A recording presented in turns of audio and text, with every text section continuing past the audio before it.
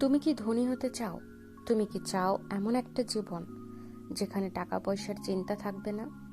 কিন্তু প্রশ্ন হলো, ধনী হওয়া কি এত সহজ, নাকি এর জন্য নির্দিষ্ট কিছু নিয়ম আছে? আজ আমরা জানবো কিভাবে সাধারণ মানুষও অসাধারণ ধনী হতে পারে। কিছু টিপস তোমাদের সাথে আজ শেয়ার করব। ধনী হতে গেলে প্রথমেই তোমার মানসিকতা বদলাতে হবে। ধনী হওয়ার পথে সবচেয়ে বড় বাধা হলো আমি পারবো না এই চিন্তা। সফল ব্যক্তি যারা, তারা প্রথমে সমস্যা দেখে, তারপর সমাধানের পথ খোঁজে। তারা সময় নষ্ট করে না, বরং শেখে এবং কাজ করে। তারা ভবিষ্যতের কথা ভাবে, শুধু বর্তমান নিয়ে পড়ে থাকে না।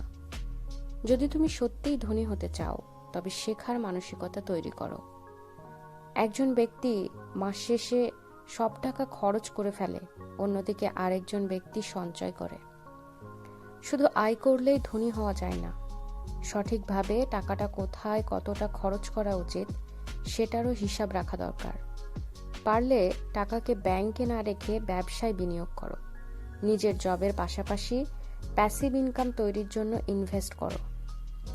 ওয়ারেন বাফেট বলেছেন, never depend on a single income, make an investment to create a second source.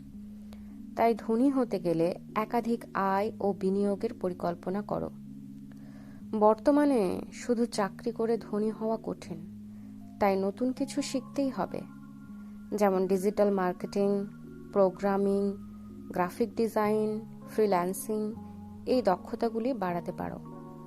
সবাই এগিয়ে যাচ্ছে, তুমি কেন পিছিয়ে থাকবে? এক্ষেত্রে যে কোনো ছোট ব্যবসা দিয়ে কাজ শুরু করতে পারো। সফল মানুষেরা সময় নষ্ট করে না, তারা জানে সময়ই আসল সম্পদ। সময়ের সঠিক ব্যবহার করতে শেখো। যেমন সকালে ঘুম থেকে উঠে সারাদিনে কি কি কাজ করবে তার প্ল্যান করো।